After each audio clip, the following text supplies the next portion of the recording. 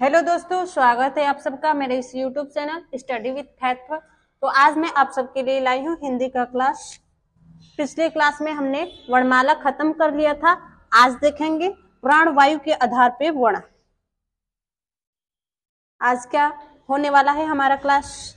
तो आज होने वाला है प्राणवायु के आधार पर वर्ण कितने प्रकार के होते हैं।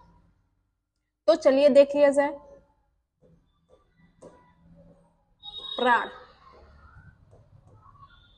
इसको वायु भी बोलते हैं। प्राण वायु के आधार पर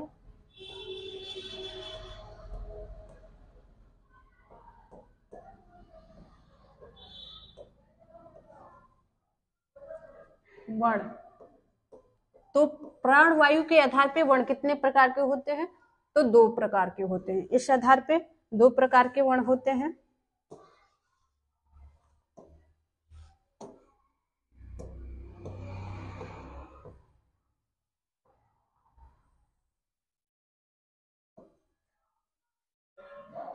इस आधार पे कितने प्रकार के वर्ण होते हैं? दो प्रकार के। पहला हमारा होता है अल्प प्राण, दूसरा महाप्राण।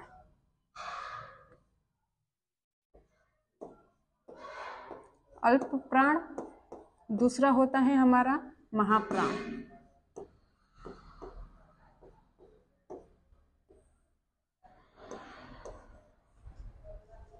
तो चलिए इसके बारे में डिस्क्राइब कर लिया जाए कि अल्प प्राण और महाप्राण होता क्या है। पहले हम हेडिंग डालते हैं अल्प प्राण होता क्या है।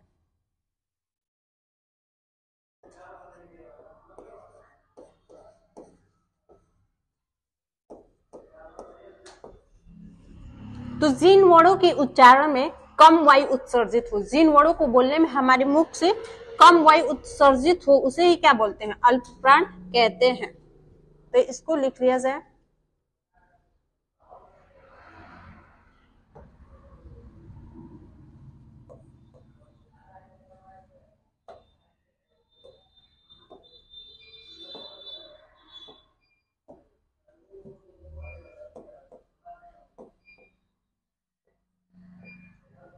जिन वर्णों के उच्चारण में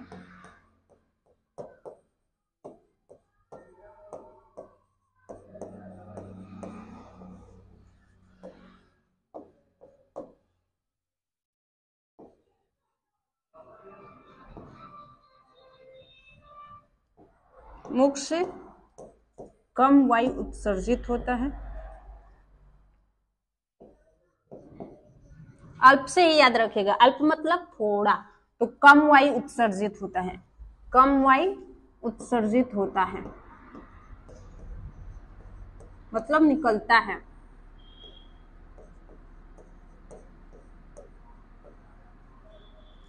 उसे क्या बोलते हैं? अल्प प्राण। उसे अल्प प्राण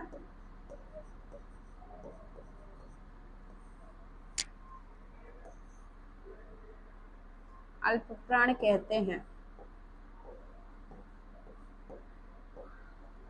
ओके, ये क्लियर हो गया। जिन वर्णों के उच्चारण में मुख से कम वायु उत्सर्जित होता है उसे क्या बोलते हैं? उन वर्णों को अल्प प्राण बोल देते हैं। तो चलिए देख लेते हैं कि अल्प प्राण कौन कौन से वर्ण होते हैं। ये प्रत्येक वर्ग के पहला, तीसरा और पांचवा वर्ण होते हैं। अल्प प्राण को देखें हम तो कौन कौन इसमें वर्ण आते हैं, इस पे चर्चा कर लिया जाए। तो प्रत्येक वर्ग के पहला और तीसरा, पांचवा, ये वर्ण अल्प प्राण होते हैं।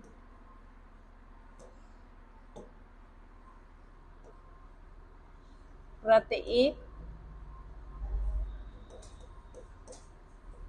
वर्ग के, पिछले वीडियो में हमने वर्ग के बारे में डिस्कस कर लिया है। वर्ग व्यंजन में 5 वर्ग होते हैं, उसके बारे में डिस्कस कर लिया है। अगर आपने पिछले वीडियो नहीं देखा है तो जाकर देख लीजिएगा। प्रत्येक वर्ग के पहला, तीसरा, पहला तीसरा और पांचवा।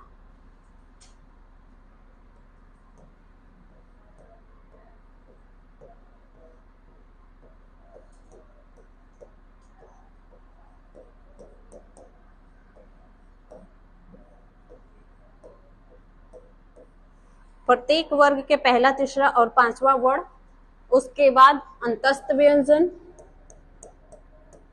और सभी स्वर। अंतस्थ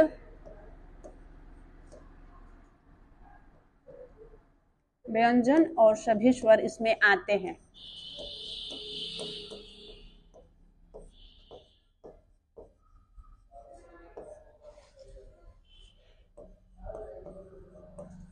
ये क्या होते हैं? अल्प प्राण होते हैं।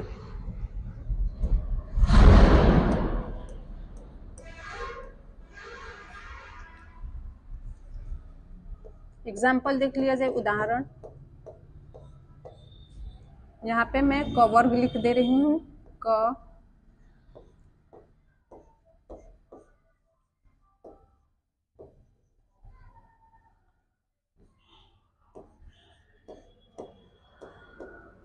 तो पहला, तीसरा और पांचवा ये वर्ण क्या होंगे? तो अल्प प्राण होंगे।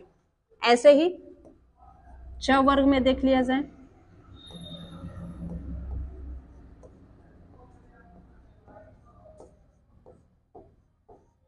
तो इसमें भी पहला, तीसरा और पांचवा वर्ण क्या हो जाएगा? तो हमारा अल्प प्राण हो जाएगा।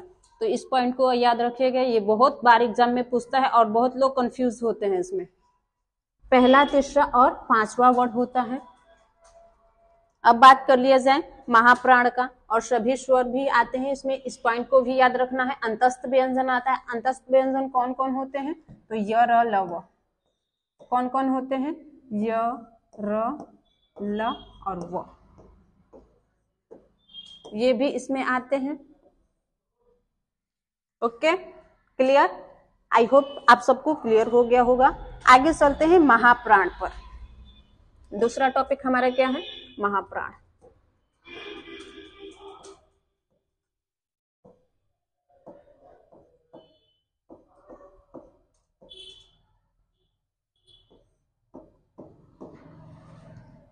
तो इस उसका अल्प प्राण का जस्ट विपरीत है ये। जिन वर्णों के उच्चारण में मुख से अधिक वायु उत्सर्जित होता है, उसमें क्या होता था? कम। इसमें क्या होता है? अधिक वायु उत्सर्जित होता है। तो इस पॉइंट को लिख लिया जाए।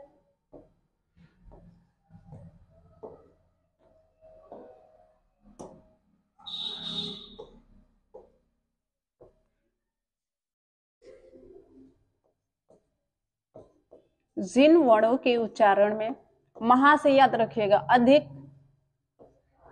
जिन वर्णों के उच्चारण में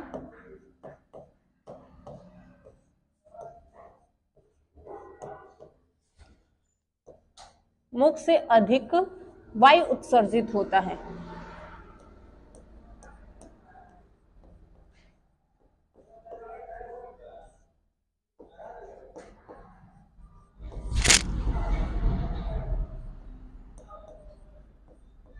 मुख से अधिक वायु उत्सर्जित होता है,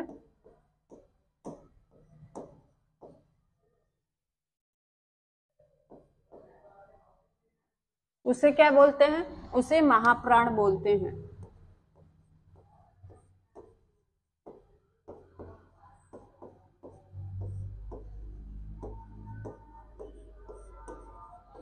क्लियर? जिन वर्णों के उच्चारण में मुख से अधिक वायु उत्सर्जित होता है, मतलब निकलता है, वही क्या होता है? महाप्राण होता है। इसमें कौन कौन से वर्ड आते हैं, इस पे चर्चा कर लिया जाए।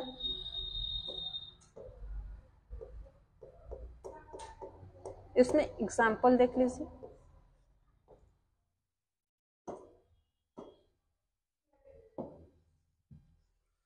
पहला, तीसरा, पांचवा किसमें आते थे? अल्प प्राण में। जो बच्चे दूसरे और चौथे इसमें आते हैं।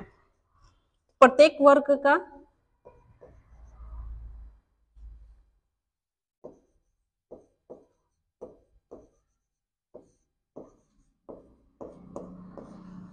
प्रत्येक वर्ग का दूसरा चौथा अक्षर यमन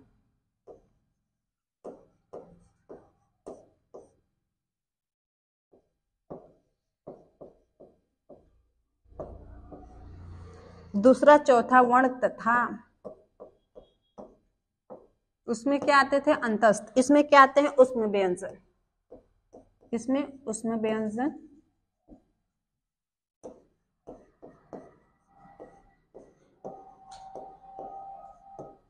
उष्म व्यंजन आते हैं।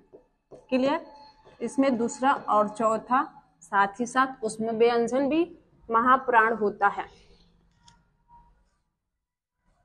तो देख लिया जाए इसमें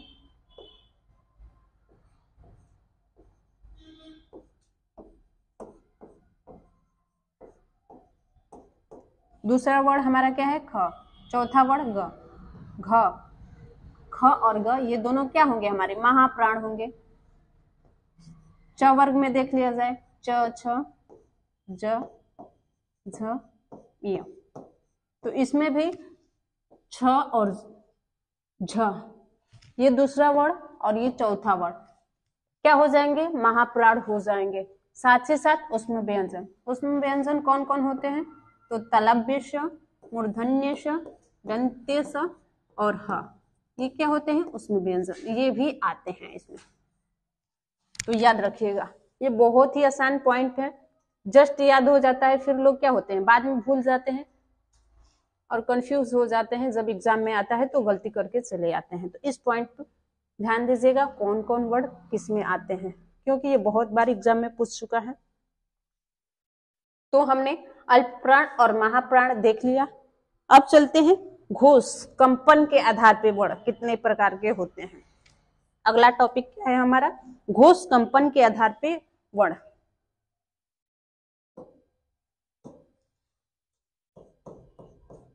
अगला पॉइंट है हमारा घोष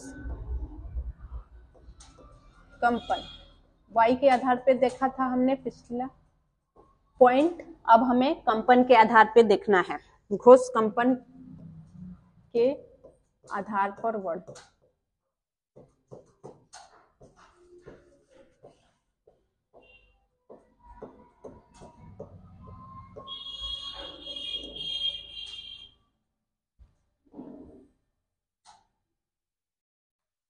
तो इसके आधार पे भी वर्ण दो प्रकार के होते हैं। कितने प्रकार के? दो प्रकार के। इसके आधार पे भी वर्ण कितने प्रकार के? दो। पहला होता है अघोष, पहला क्या होता है अघोष, अघोष वर्ण। दूसरा सघोष, दूसरा सघोष या घोष या घोष वर्ण। तो इसके बारे में भी देख लिया जाए। पहला हमारा क्या है अघोष वर्ण, इसमें कौन कौन से वर्ण आते हैं और अघोष वर्ण किसे कहते हैं।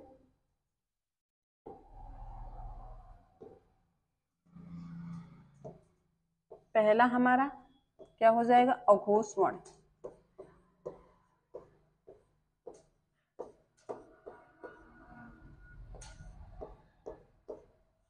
अघोष किसे कहते हैं तो जिन वर्णों के उच्चारण में स्वर तंत्रियों में जो हमारा मुख में स्वर तंत्रिया है उसमें कम कंपन होता है उसे क्या कहते हैं अघोष वर्ण कहते हैं। जिन वर्णों के उच्चारण में स्वर तंत्रिया में कम कंपन होता है उसे ही क्या बोलेंगे अघोष कहते हैं। तो इसको लिख लिया जाए, इस पॉइंट को नोट कर लिया जाए।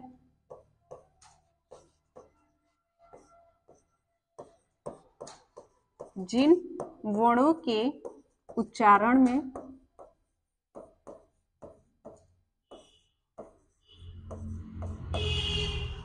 स्वर तंत्रियों में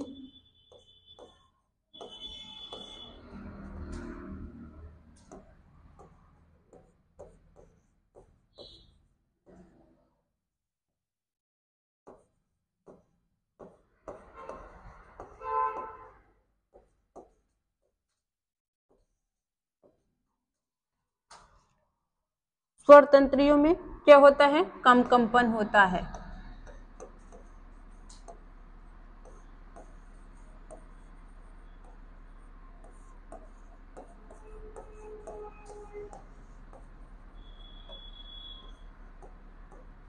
उससे क्या बोलते हैं?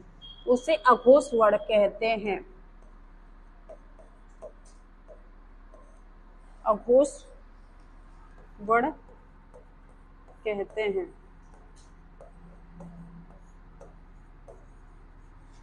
उसे क्या बोल देते हैं? अघोष वर्ण कहते हैं। इसमें क्या क्या आता है? कौन कौन वर्ण आता है? तो इसमें पहला दूसरा वर्ण आता है। पहला दूसरा और तीनों श, तालव्य श, मूर्धन्य श और दंती श, दंत्य श।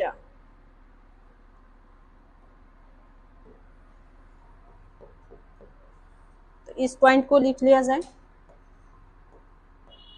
इसमें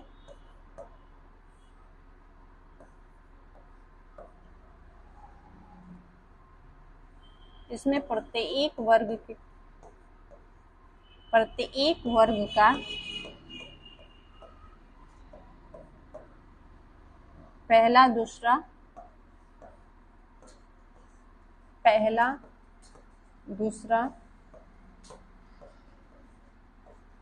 वर्ण, पहला दूसरा वर्ण और तीनों श, तालव्य श, मूर्धन्य श और दंत्य श आते हैं। क्लियर? तो देख लिया जाए, एग्जाम्पल के थ्रू इसको समझ लिया जाए।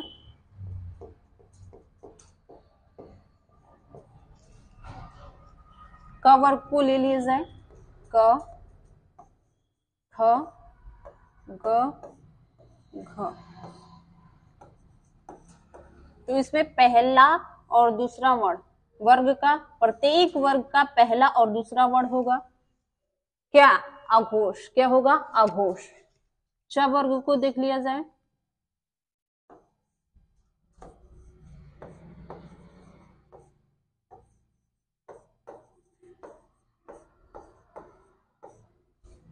तो इसमें भी पहला और दूसरा वर्ण हमारा क्या हो जाएगा? अघोष हो जाएगा। साथ ही साथ ये तीनों श, तालव्य श, मूर्धन्य श और दंत्य श, ये तीनों श भी इसमें आते हैं। अगला पॉइंट हमारा क्या है? सघोष या घोष वर्ण। सघोष या घोष वर्ण, इस पे भी ध्यान दे लिया जाए।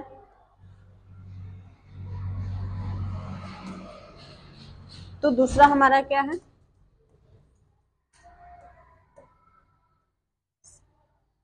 सघोष या घोष।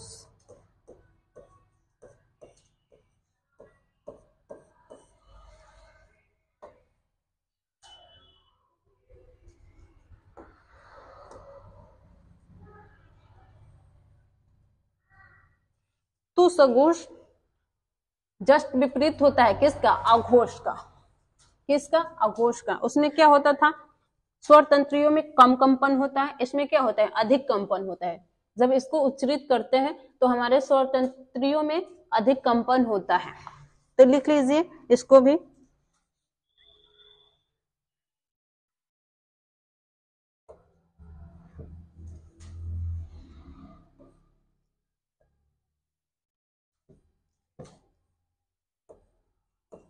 जिन वर्णों के उच्चारण में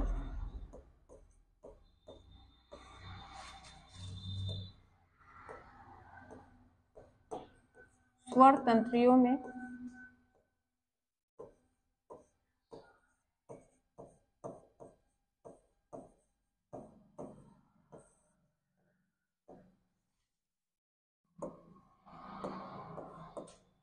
अधिक कंपन होता है,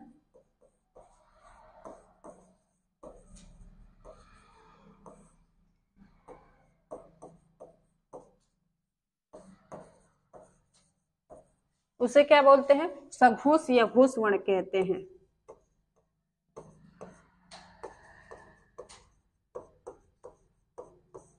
सघोष या घोष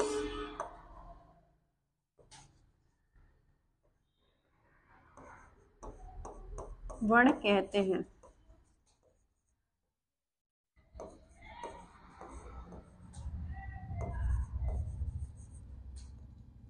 क्लियर? जिन वर्णों के उच्चारण में स्वर तंत्रियों में अधिक कंपन होता है उसे क्या बोलते हैं? सघोष या घोष वर्ण कहते हैं। इसमें कौन कौन से वर्ण आते हैं तो देख लीजिए। पहला दूसरा किस में आता था? तो अघोष में। इसमें जो बचे तीसरा चौथा और पांचवा सघोष में आते हैं। इसमें प्रत्येक वर्ग के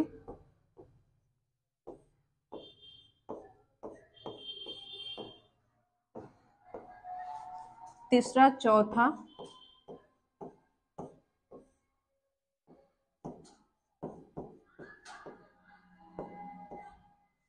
और पांचवा वर्ण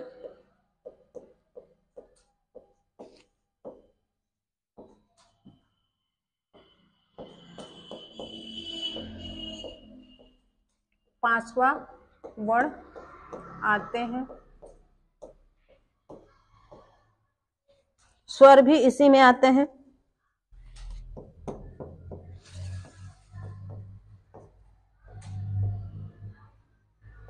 स्वर भी सघोष वर्ण है।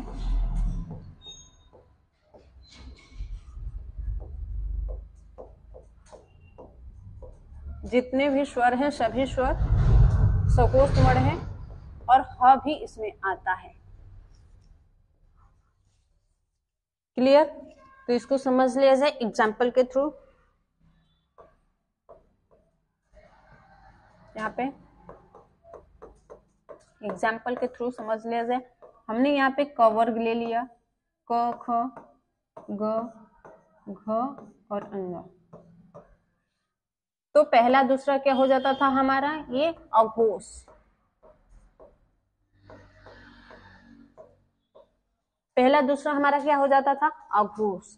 बचा तीसरा चौथा और पांचवा, ये क्या हो जाएगा? सघोष। ये क्या हो जाएगा? सघोष।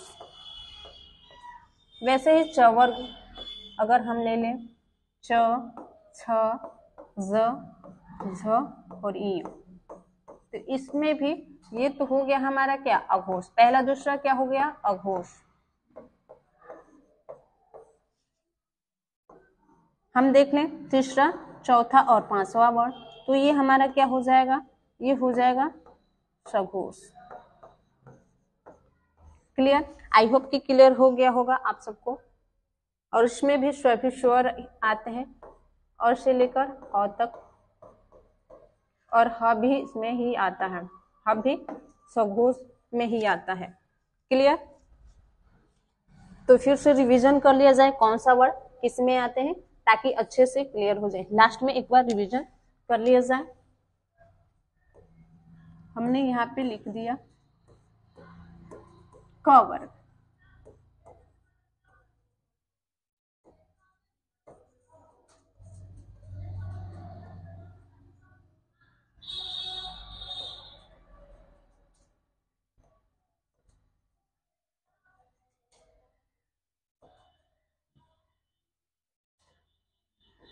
ये क वर्ग हमने लिख दिया। तो हमने पहले क्या पढ़ा था? अल्प प्राण। अल्प प्राण में कौन कौन अक्षर आते हैं? पहला तीसरा और पांचवा। पहला तीसरा और पांचवा, ये क्या हो जाते हैं हमारे? 1 2 3, ये क्या हो जाते हैं हमारे? तो ये हो जाते हैं हमारे अल्प प्राण। अल्प प्राण। बात किया जाए महाप्राण वर्ण के, तो ये हो जाएंगे ख और घ। दूसरा और चौथा, ये क्या हो जाएंगे? महाप्राण। ये क्या हो जाएंगे? महाप्राण।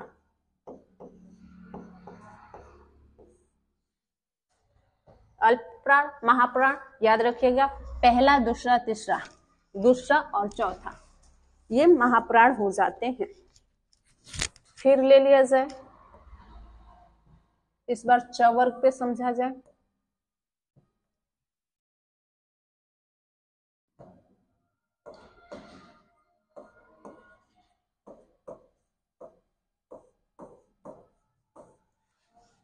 तो इसमें क्या आते हैं?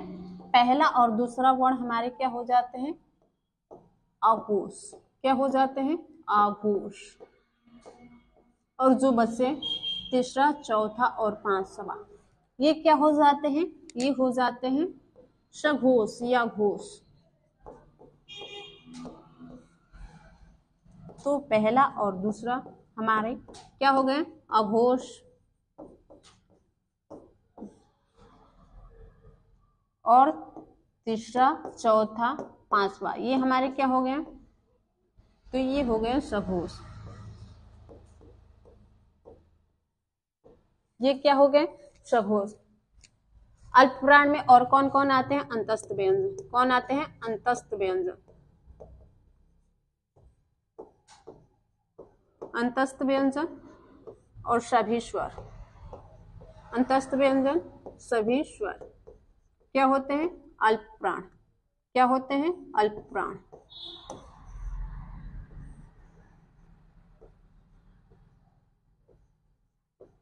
ये क्या हो जाते हैं, अल्पप्राण। महाप्राण में और क्या आते हैं, तो उसमें व्यंजन। क्या आते हैं, उसमें व्यंजन। दूसरा चौथा वर्ण होते ही हैं, साथ ही साथ उसमें व्यंजन भी हमारा क्या हो जाता है, महाप्राण। अगर अघोष में बात कर लिया जाए, अगर अघोष में हम बात कर ले तो इसमें क्या आता है, तो तालव्य श, मूर्धन्य श और दंत्य श, ये तीनों श और बचा ह, तो इसमें आते हैं और सभी स्वर। सभी स्वर सघोष होते हैं। सभी स्वर क्या होते हैं, सघोष। तो यहाँ पे जितना भी पढ़ा हमने उसका रिवीजन हो गया, ये सब याद रखिएगा। एग्जाम के दृष्टि से बहुत ही इंपॉर्टेंट टॉपिक है। यहाँ तक ही मैं सेशन का एंड करती हूँ। मेरा वीडियो कैसा लगा आप लोग जरूर कमेंट में बताएं। जो भी कमी हो उसे बताएं ताकि मैं अपने कमी को दूर कर सकूं। कोई भी इंसान परफेक्ट नहीं होता है, बल्कि वो प्रैक्टिस से ही परफेक्ट बनता है। तो मैं कोशिश कर रही हूँ जितना हो सके मैं आपको अच्छा कंटेंट दे सकूं। एग्जाम के दृष्टि से जो भी अच्छा है मैं आपके लिए तैयार करती हूँ, आपको देती हूँ। यहाँ तक ही मैं सेशन का अंत करती हूँ। जय हिंद, जय भारत।